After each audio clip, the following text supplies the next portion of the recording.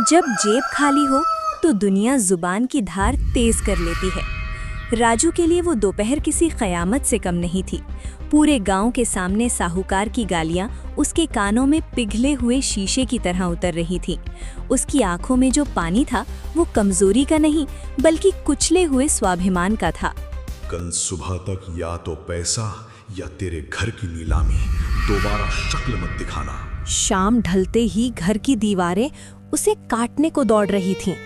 माँ की खांसी और छोटे भाई की भूखी आंखें किसी भी खंजर से ज्यादा तेज वार कर रही थीं। चूल्हा ठंडा था पर राजू का सीना जल रहा था।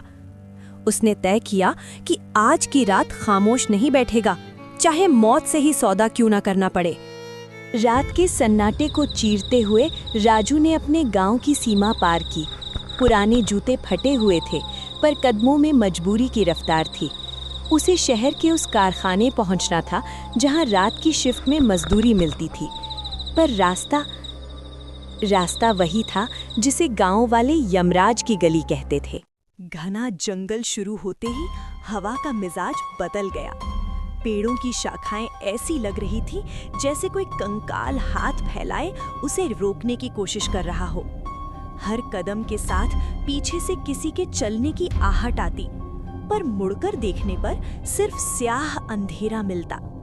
सन्नाटा इतना गहरा था कि राजू को अपनी ही धड़कनें किसी नगाड़े की तरह सुनाई दे रही थी। अचानक जंगल के बीचों बीच एक ऐसी आवाज गूंजी जिसने राजू के खून को जमा दिया। वो किसी के रोने की आवाज थी, एक औरत के सिसकने की आवाज जो धीरे धीरे एक भयानक हंसी में बदल रही थी। राजू के रोंगटे खड़े हो गए, पर पीछे मुड़ने का रास्ता बंद हो चुका था। रास्ता एक पुराने वीरान शमशान के बगल से गुजरता था। वहां की हवा में जलती हुई लकड़ियों और सड़ते हुए मांस की गंध घुली थी। तभी उसने देखा दूर एक चिता की राख पर कोई बैठा था, एक परछाई जो इंसान जैसी थी पर उसकी हरकतें इंसानी नहीं थी। वो औरत पलटी, उसके बाल जमीन को छू रहे थे, चेहरा मांस विहीन था और आंखों की जगह सिर्फ दो जलते हुए गड्ढे थे। उसने राजू की तरफ अपना लंबा हड्डियों वाला हाथ बढ़ाया।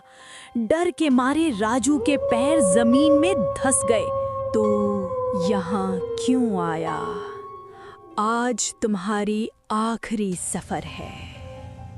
राजू की आंखों में डर तो था, पर अब उसकी बेबसी डर पर हावी हो गई। उसने भागने की कोशिश नहीं की। उसने अपनी फटी हुई कमीज की तरफ देखा और फिर उस साए की तरफ। मुझे मारना चाहती है तो मार दे, वैसे भी कल मेरा परिवार सड़कों पर होगा। तेरे खौफ से बड़ी मेरी गरीबी है। चुड़ैल रुकी। उसने शायद सदियों बाद किसी की आंखों में मौत का डर नहीं बल्कि जिंदगी का दुख देखा था। उसकी वो डरावनी हंसी एक दर्द भरी आह में बदल गई। हवाएं थम गईं और वो साया धीरे धीरे धुंध में विलीन होने लगा, मानो उसने राजू को गुजरने का रास्ता दे दिया हो। जब सुबह की पहली किरण जंगल के पेड़ों से छनकर राजू के चेहरे पर पड़ी तो वो शहर की दहलीज पर खड़ा था। वो रात उसने सिर्फ चुड़ैल से नहीं बल्कि अपने अंदर के सबसे बड़े डर से जीत ली थी। अब उसकी आंखों में आंसू नहीं बल्कि अपने परिवार का घर बचाने का जुनून था।